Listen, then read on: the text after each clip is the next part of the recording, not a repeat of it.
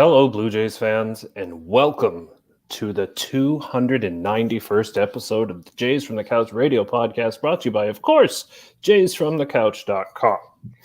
Thank you so much for tuning in for yet another episode, whether it's our live stream on YouTube, Facebook, or Twitter, or you're listening after the fact on Apple or Google, wherever you find your podcasts. We really appreciate it. Somehow you find us every week, and we really, really do thank you. I'm your host, as always, Shaun Doyle. You can follow me on Twitter at Doyle JFtC. We've got a great episode for you this week. But before we get to that, I wanted to once again give us a little plug a couple of things here. So remember that while we're recording live, you can send in your questions and comments live on the air, and we'll throw them up here on the screen, and you can be part of our show. It makes it so much better when you do. So keep those coming. If at any time, though, you want to reach out and send us a question or something for the podcast, you can hit us up at Twitter at JaysFromCouch, or you can send us an email at info at JaysFromTheCouch.com. Send us questions, comments, whatever you like. We're happy to hear from you, and we'll throw it up here on the screen as well. This week, I am joined, as always, by the host of the On Feck Circle, Tuesday, 6 p.m. Eastern Time, the feckless wonder himself, Steve Feck. Good evening to you. Good evening, Shaun. And host of Sunny Side of the Dome, Thursdays at 6 p.m. Eastern Time, still with her Floridian tan, Karen Suter. There she is, back.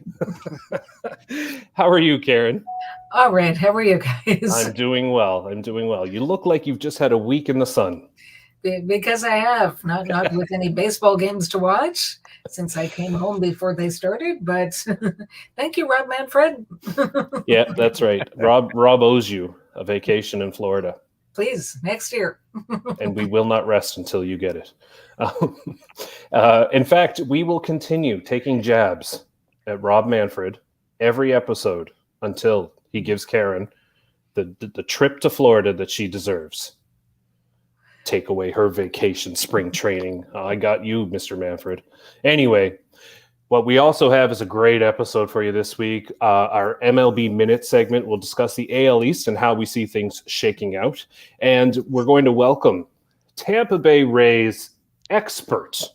This guy knows his Rays. Mat Germain will join us. He's coming back to the show, so we obviously haven't heard his feelings in the past. Last year we made a bet. I'll talk to him about that. But we're going to get his insight on the Tampa Bay Rays and why they'll finish behind the Blue Jays in the standings. And we'll throw down a little wager. And of course, we'll wrap up episode 291 with our ever popular fake news. Now, of course, don't forget, we would be ever so grateful if you would visit our ALS campaigns to help us fight this terrible, terrible, terrible disease. The links are in the sidebar at JaysFromTheCouch.com. You can go to support.alsevents.ca/JaysFromTheCouch and make a tax-deductible donation there. Or if you want more than a receipt for your donation, you want a little swag to go with that, head over to our Redbubble shop. We have a whole bunch of new, they keep coming up with new items there. We'll throw a Jays from the Couch logo, Jays from the Couch radio podcast logo on there, and all 100% of the profits from that go directly to the ALS Society of Canada. And of course, if you want more information, hit us up on Twitter at Jays from Couch, on Facebook or Instagram, or right here on the YouTube channel. And we have one more announcement, but you know what? I'm going to throw it over to Steve for this one, because Steve has been working tirelessly in setting up the inaugural Jays from the Couch Fantasy Baseball League. Well, thank you, Shaun. And we're filling up fast, folks. I mean, we do have some openings.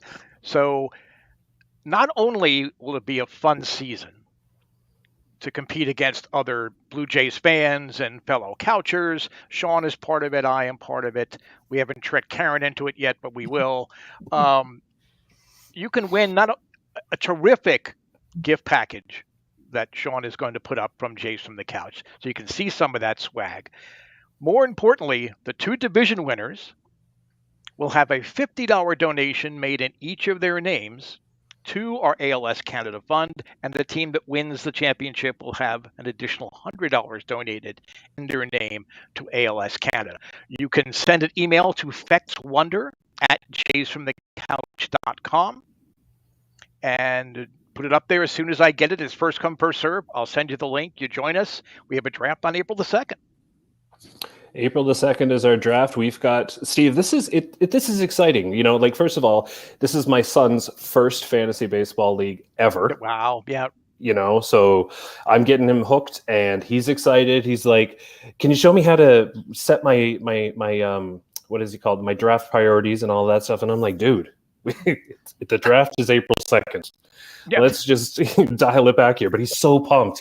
And we've got people from over across the pond in England who are joining us as well.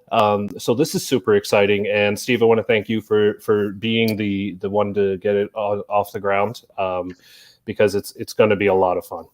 Yeah, I am the right said Manfred of the Jays from the Couch Fantasy Baseball League. So don't ever put yourself in the same sentence as that man, because then you will be on the hook for Karen's vacation as well. So. It's too sexy for that. So. Oh my! Hey now! And on that note, speaking of sexy, we're going to bring in our guest here. I could see him laughing already, so we're going to try and catch a mid-laugh here. Mat Germain, Tampa Bay Rays expert. I've never seen anybody know the Rays the way you do, and I'm so glad you're back. Thank you so much for hopping on again. I really appreciate it. Thanks for having me. I love it. And for those of you listening at home, I do have a confession to make. That, first of all, I'm going to throw this up here, Matt. Rachel Creaser watching at home on Facebook. She says this is very cool and very fun. So she's excited as well for your appearance. She never says that about us, so it's clearly all about you. There you go. Just kidding. Love you, Rachel. Anyway, some of you may recall last year Matt and I made a wager, and the Rays, whatever. Anyway, I lost. And I'm supposed to do an episode wearing a Tampa Bay Rays hat. And I have to be completely honest, it completely slipped my mind. And so I figured it would, yeah. But I will be. I'm like a Lannister. I always debts. So, it will happen. And this is the previous year's hat, by the way, that you purchased for me. That I purchased. That's right, because I lost before. I don't know why I keep making these bets. I have a problem, I think. I got to start going for the jersey. I got to go for the big prize. What am I thinking? Yeah, right. Hey, I should have stopped at the souvenir shop and bought you hats. Yeah. Actually, you know what, Matt? Maybe this is the year we go for a big one, because this year I feel really confident. Actually, in all honesty, for our viewers and listeners out there, Matt and I already publicly on Twitter already agreed to our deal this year. So if obviously if you weren't paying attention closely to Twitter, I'll let everybody in on it right now. So Matt and I, obviously the winning team, the team that finishes higher in the division.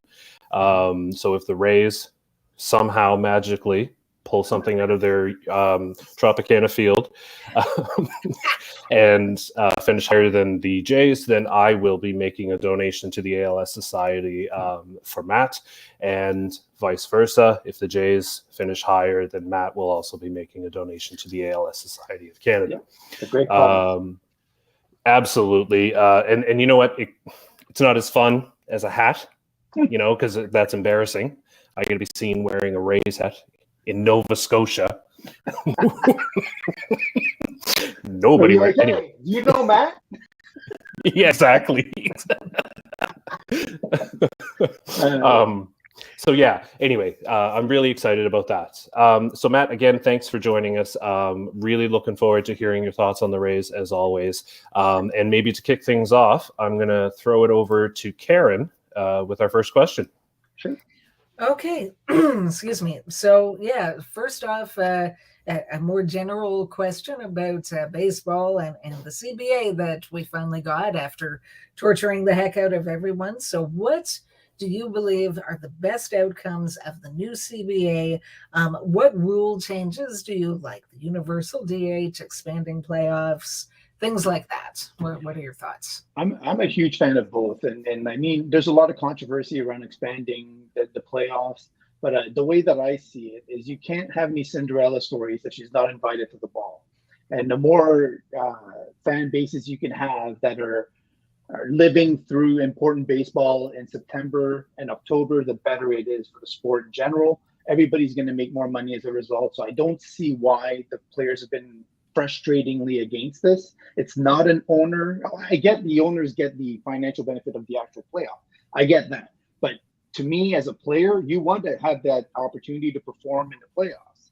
And you look at a Mike Trout, how much more glory would there be around Mike Trout if he would have been in the playoffs a few times by now? And there's a lot of other names. He's not the only one. So that's a great thing. I love the DH in both leagues. I don't see why it took so long. It should have been in there a decade before. That's a pretty simple one. The shifting rules that they're looking at, and the changing the base sizes and all that stuff is a little bit more. I don't know if I'm just old school now, if I'm crossing over into that realm, but I'm kind of more tepid on them. I'll keep an open mind, but I'll have to be convinced. Right. Yeah, no, I'm kind of with you too. I like some change, but in some ways I'm also old school as well. Mm-hmm. So, okay, so now let's talk a little bit about the Rays. And as a diehard Blue Jays fan, the Rays are absolutely infuriating the way they seem to have our number year after year after year. But Yeah. I've got to say, I really respect their front office, because everybody knows they're not going to have the biggest payroll in MLB or anything close to it. And yet their front office seems to find ways year after year, more often than not, to be competitive, to find players that help them win. And a lot of that is done by finding diamonds in the rough, where it's like you're coming up with these guys, not necessarily the Wander Francos or the Randy Arozarenas, but guys that a lot of people in the baseball world haven't necessarily heard of. But what he does do is he goes out on the field and performs. So knowing all that you know about the organization, what diamonds in the rough are there currently on the horizon that the baseball world should be looking out for? Oh, well, I'll give you one that's coming out this spring, and I think people are finally seeing a little bit of a spotlight on. And I've been a huge fan of his for probably 2 years now. Is Ruben Cardenas. He's a guy that's putting up crazy numbers in the A to A plus levels, and just hasn't had the attention drawn on him because of the system he's in. He's basically what I see as a right fielder or left fielder that can also play center. He's a big right-handed bat with decent amount of power right now. He could probably grow into a little bit more. Really good speed. And Diego Infante is another guy who's the same kind of package. Now, Diego Infante, I would say, is more of a five-tool style guy, but he's another one that could come out of the weeds. But the one that everybody knows about and is talking about is Curtis Mead. He's exactly the kind of power bat they're looking for in the corners. And if he's able to do well in Double-A and push the envelope to Triple-A very quickly, then he could be on the sheet. There's another guy called Austin Shenton, who's a power bat they got from the Seattle Mariners, and he's a powerful first base type. But overall, if you're talking about MLB ready for this year, probably Jonathan Aranda is the guy that you want to keep in mind. I would say he's MLB ready now. If they wanted to call on him, they probably won't right away. They don't need to.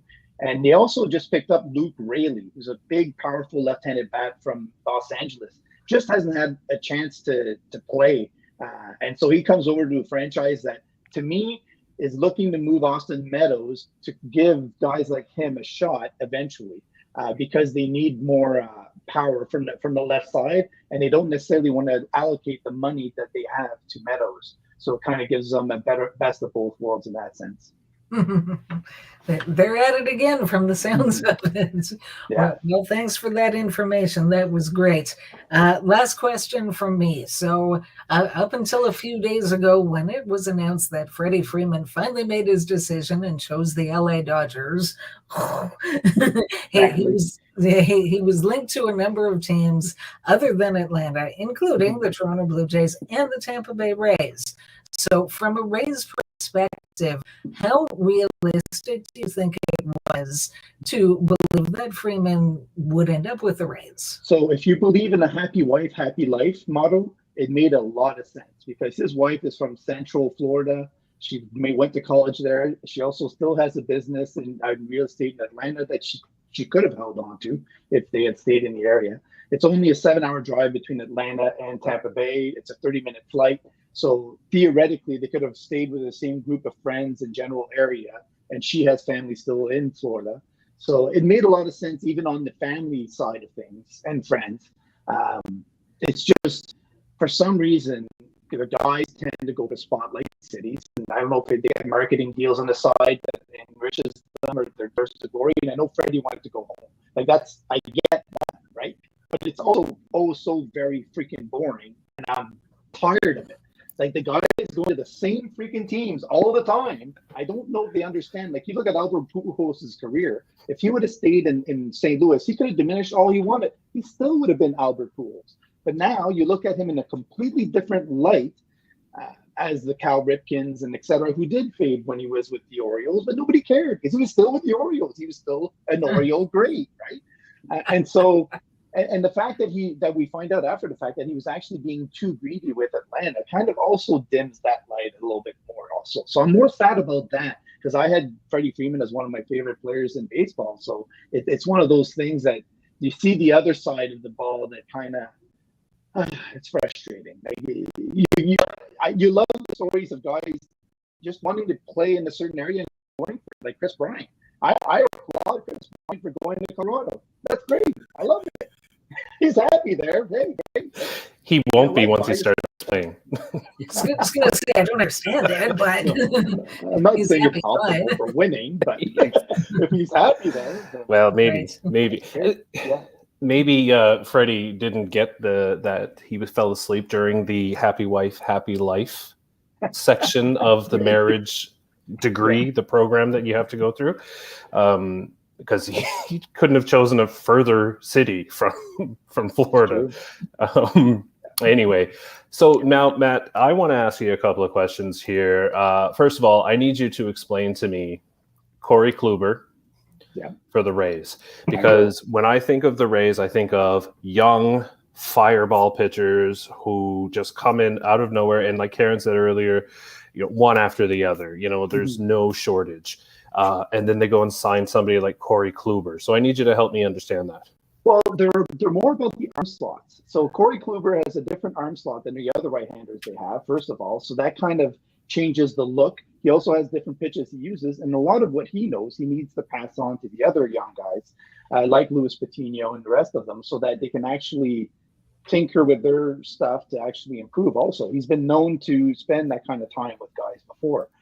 So I think that's a big part of it. Like they saw in the playoffs the pressure that these guys were under, and Shane McClanahan saying, "I'm a rookie and I'm leading the staff into the playoffs." Like there's a certain sense to that, right? And they also saw Corey Kluber get misused by the Yankees. And what I mean by that is they ramped him up and then just kind of let him fly and kind of threw him off a cliff a little bit. And if you watch the innings pitched and the pitches that he had per start, they ramped him up way too fast. And I think it kind of nipped him in the butt a little bit to say, I'm being misused and I'm being threatened, like in terms of career, and I don't like it. And so he jumped ship away from the Yankees, I think, I'm intuitively thinking, because of that reason. And he saw how the Rays are happy to leave guys in at the 4-inning, 5-inning mark and then pull them if need be. And even this year, they'll ease them into that level because spring training is fresh.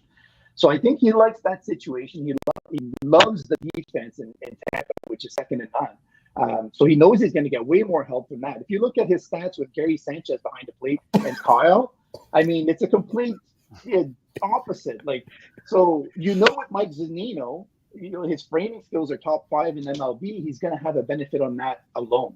So to me, he's coming to the right place. He's at the right age. He has some innings under his belt. So if he stays healthy, he's going to be a really important piece for them. That's the big stabilizer, I think. Fair enough. I didn't mean to laugh, but you mentioned Gary Sanchez as a catcher, and like, I mean, Minnesota's not going to be able to sign any pitchers now. Oh no, I'm not throwing to that guy. Nope. I don't know. Before we get to the next question here, Matt is super happy that Karen is back from her vacay, and Mary, watching on YouTube, says hi, Karen, as well. Karen's developing quite her little her fan base, as it were. Nice. Steve and I are just here along for the ride. You guys are the eye candy. That's oh Lord, we're in trouble. Oh man. Moving right along.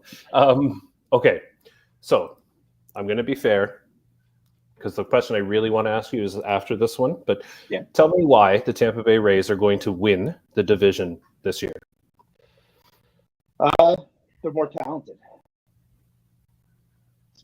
Just that simple. They're more talented. They have more depth, and you can throw anything at the Rays. They've seen it before. They've lived it. They're not going to be thrown off. They've had the playoff experience. The lineup is essentially exactly the same, except Joey Wendell is out and Vidal Brujan or Taylor Walls are in. So they're on. They know each other. They're happy. They're bouncing around. They have zero stress. They literally, like, they're going to have Wander Franco with them for the entire season. That alone is going to be an awakening. They have Randy Arozarena, who's bound to take another step forward. There's nobody on the downside of their careers. Everybody is on the upswing, right? And so even when you're looking at making trades, like let's say they want to go grab a Ketel Marte, they can do that. If they want to go get a Frankie Montas because they feel like they need a little bit more help in the rotation, they can do that. They have literally the best system. They won almost all of the championships in the minor leagues last year, all of them. And the only time that they didn't win was in Double-A, where they came second. So everybody pushing that it's an insane amount of talent. And I look at it and I get giggly because I just think, like, if I'm a GM and I'm looking to move talent, I know he's a frontline starter possibly, but I don't care. Like, Payne Battenfield for Jordan Luplow? Sure, why not?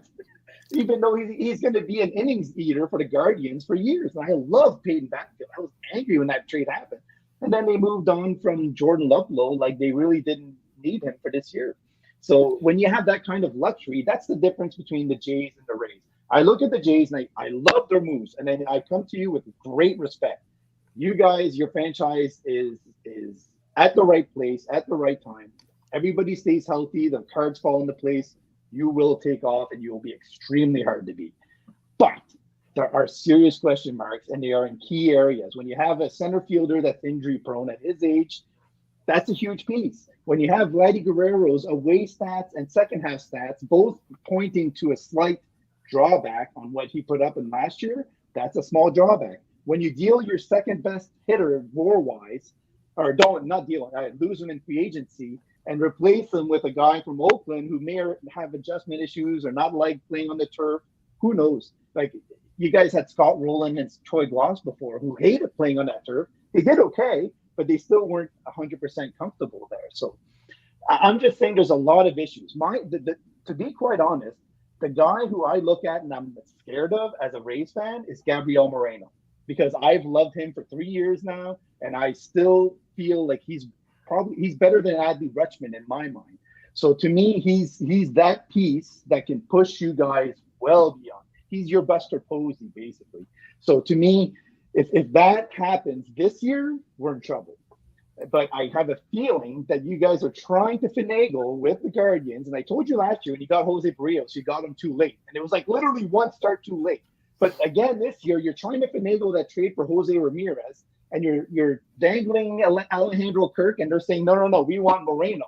So I know that's going on in the background. But I'm like,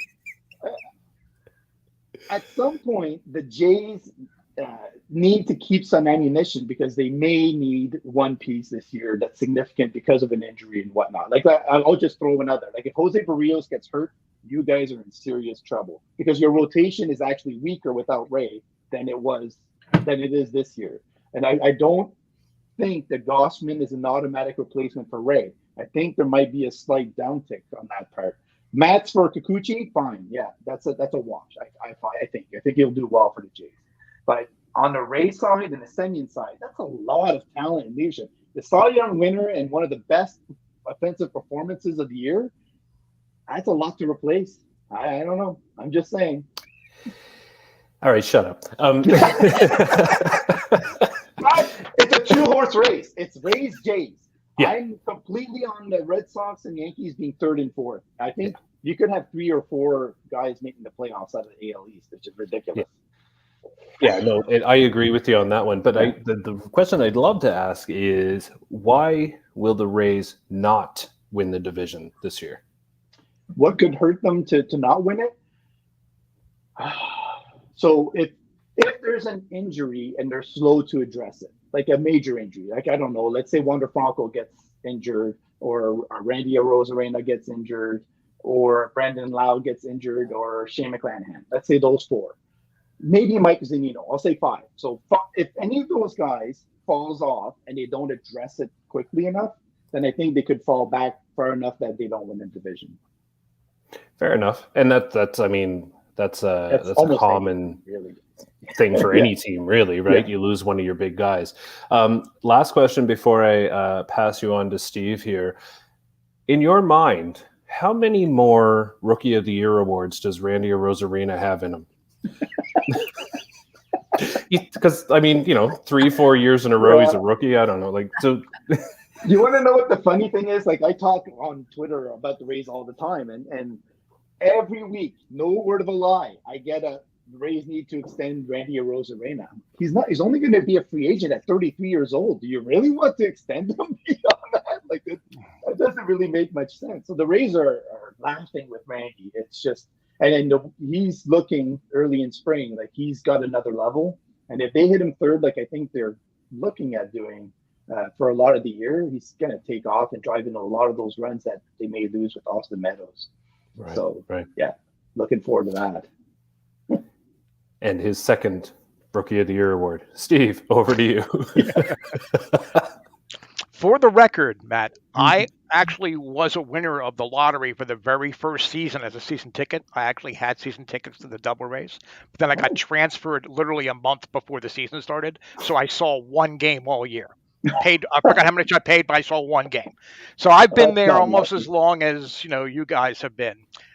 I want to talk about what you feel the competition window is for the Rays. I was looking at your prospect list, which is just ridiculously deep, but a lot of the guys are going to be at AAA Durham, probably Montgomery this year, most of the upper level guys.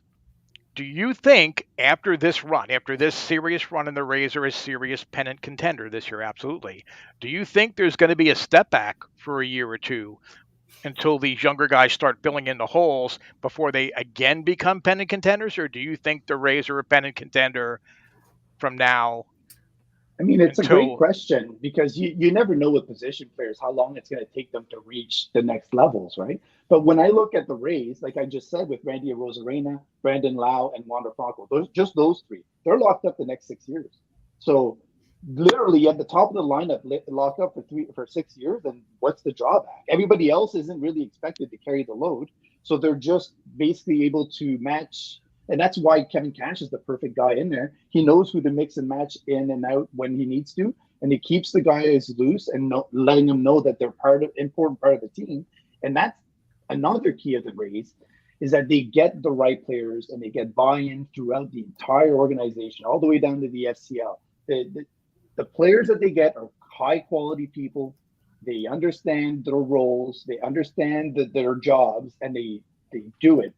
And for some reason, I interviewed 5 guys from the Los Angeles Dodgers that they acquired in trade. They said it's not the same elsewhere. In their experiences, they've had been on teams where people don't want you to do well. They want to step on you to get ahead. So the Rays have been able to build that. So because of that, I think, like, if you're looking, I'll throw a name out there, like Taj Bradley. He's a potential frontline starter. So let's say he starts in Double-A this year, and the Rays just had Shane Baz is getting his elbow cleaned up, right? So let's say, for instance, that he goes down to injury. You've got a high-end caliber prospect who's sitting right there ready to go. You've got Tommy Romero in Triple-A. You've got Ian Seymour, who jumped from A-ball to Triple-A last year and looked like he was ready to chop up Triple-A hitters like they were nothing. So for some reason, they just able to find people that fit that organization. So I give a lot of credit to their scouting and their belief in the scouting. And guys like Carlos Rodriguez and the rest of them are just awesome at what they do. I'll also throw out one thing for this year. Their pen, the Rays pen, is going to be like bonkers, elite. Like the stuff we're seeing out of Jalen Beeks and a bunch of the guys that are coming up, like Kobe White. Oh man, there's a lot of talent that's going to be there for the guys to use. And because of that whole 5, up and down rule now, I think that's going to be a benefit to them because they're not going to have to move much. And when they do, they're going to be able to keep guys there for a long time. So to answer your question, I think it's going to be a long time for the Rays. You were right, Shaun. He wasn't going to face up to the facts, and he was just going to say they're going to be contending until the 22nd century. But it's good to see that deep connection, considering what the Devil Rays were. Mm-hmm.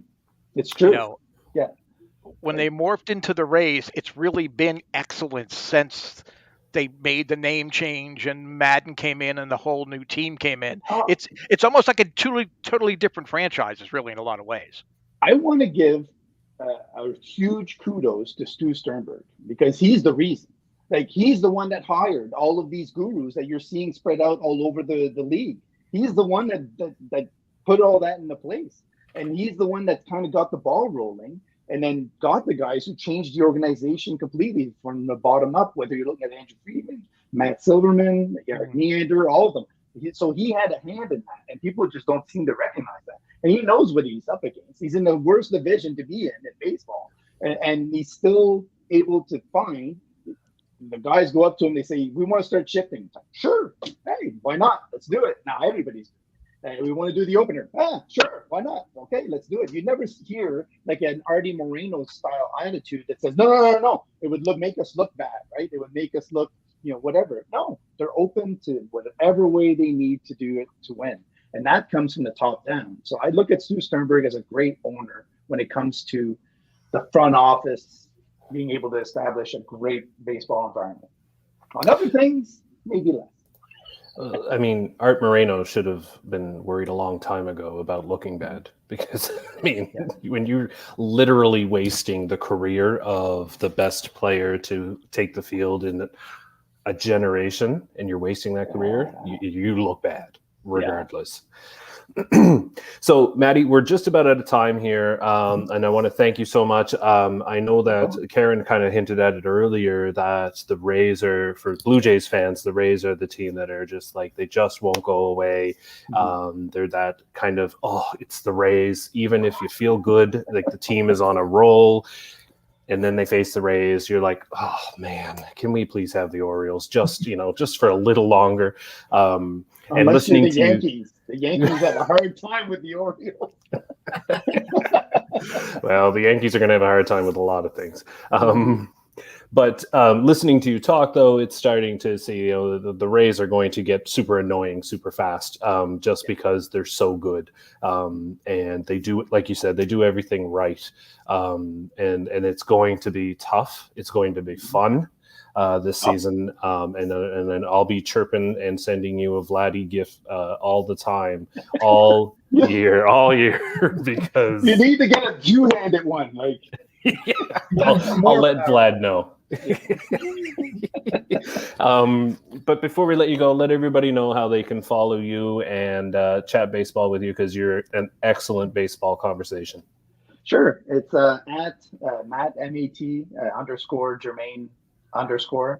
And I'm on Twitter basically 24/7. Sometimes I sleep tweet. So you can get a hold of me there. I'm not affiliated with anybody because I do it for fun, and I do it. I used to have my own site, and it just started driving me crazy, wanting to keep content up. So now I just throw my thoughts out there and research on the side, which I find more fun and rewarding anyway. Well, and it very clearly shows. So, Matty, thanks again. Looking forward to this season, and all the best to you, buddy. Thank you very much. Thanks for having me on, guys. All right, take care. Take care, Matt. Thanks, Matt. Yeah, so the Rays are going to be, for lack of a better term, they're going to be a pain in the ass. And it's not going to end anytime soon. And listening to Matt gush about his team makes me want to punch him. So just for that reason, because they are so good. But also, we had to let him go because it is time for our ever popular fake news segment. We throw out insane things just for the fun of it. It's all meant to be jokes in fun to finish, put a ribbon on each episode. And before we do that, I'm going to give each of you your opportunity. Steve, let everybody know how they can follow you and what's coming up on the On Feck Circle. Well, you can follow me on Twitter at FecklessWonder. Again, remember, FecklessWonder@JFtC.com. You can also send me email there. But more importantly, if you're interested in the fantasy league, the inaugural season, please shoot off an email there so we can get you a link so you can join the thing. On the On Feck Circle, I'm sure something's going to piss me off, so I'll rant for a couple of minutes in the beginning. But we're going to have another bedtime story. And we're going to talk about the Toronto Giants, or what could very easily have been the Toronto Giants, and how that would have changed a lot of things in Major League Baseball. That's tomorrow night, 6 p.m. Eastern Time. It's always good stuff. I love when Steve brings historical aspects into the Blue Jays, given that I'm much younger than he. Karen, how can everybody follow you, and what's coming up on Sunny Side of the Dome on Thursdays? Right. So yes, I'm on Twitter. I'm like Matt. I'm on there quite often, and my Twitter handle is Karen Sutar1, and just like it's spelled there, SOUTAR1. And love to talk about baseball and other reasonable topics. Mutual respect, as always, is important. And yes, Sunny Side of the Dome resuming on Thursday. Haven't done one in a little while, and still working on exact topics, but great that there's actual baseball to talk about now, and not just the CBA and when is it going to get done, and filtering all of your fans, and there are reasons to be sunny again. So reasons to be sunny again. I could not plug the show any better than that. That was beautiful. All right, and now it's time. Jays from the Couch proudly presents Fake Blue Jays News. Karen, over to you. Jays from the Couch has learned the real reason behind Commissioner Manfred's numerous pace of play initiatives. Apparently, the attempt to speed up the time of games played is really a prelude to switching players' pay from salary to an hourly rate. There is hope that in 5 more years, once the next CBA expires, they will have succeeded in speeding up game times enough to make it worthwhile to have to pay players by the hour in the next collective bargaining agreement. Commissioner Manfred could not be reached for comments. Oh, that was good. Because you know that, every time somebody signs a contract, there's always somebody out there with a calculator going, they make this much per hour, per minute, per breath, whatever. And it turns out Rob Manfred is one of those people. Good for him. Steve. Thank you, Shaun. Now, in preparation of Mat Germain joining us here tonight, I had the opportunity to connect with Tampa Bay Rays managing partner Stuart Sternberg via Zoom this morning. And after some polite small talk about like the Jays and Rays rivalry and the 2022 season, the Rays owner lashed out at his fellow owners who scuttled the team's plans to form a cooperative franchise agreement with the city of Montreal. They've all got their sweetheart stadium and development deals, growled Sternberg. They screwed the Expos when MLB took over the team in 2002 and then moved them to Washington 2 years later. If they want to screw the Jays, they're going to have to buy us dinner first. Sternberg shared a new stadium plan that will not cost the citizens of the Tampa Bay region one taxpayer dollar. The Rays are going to petition the commissioner's office to order the Yankees, Red Sox, Tigers, and Braves to share the cost of building a new ballpark. Since 1998, these fan bases have brought up all the majority of the best seats and turned those dates into home games when their teams came to Tropicana Field. If these teams and their fans want extra home games whenever they play us, let them pick up the check. If Commissioner Robert Baron Manfred does not grant the team's request, Sternberg vowed to add a 100% ticket surcharge for games against these teams that will go into a building fund for a new stadium. No comments yet from the commissioner's office. And for Blue Jays fans hoping to secure a George Springer bobblehead on April 9th, you're going to be disappointed to hear the promotion has been postponed until April 28th to make the figurines seem more lifelike. Over to you, Shaun. I thought you were going to say it broke. Oh, poor George. All right. In another fake Blue Jays news, Jays from the Couch has learned that with the discussion of uniforms having advertising patches, so to speak, on the uniforms, Jays from the Couch has learned the Toronto Blue Jays have organized a few of their own. Now, rather than going with one company for the whole team, Toronto decided that it was going to maximize its revenue stream, and each player will be given their own advertising patch. Some examples include Google Maps will be sponsoring Lourdes Gurriel right on his arm sleeve so that he can be able to find a ball when it's hit in the outfield. Others include Moore's Suits for Men for a new home run jacket.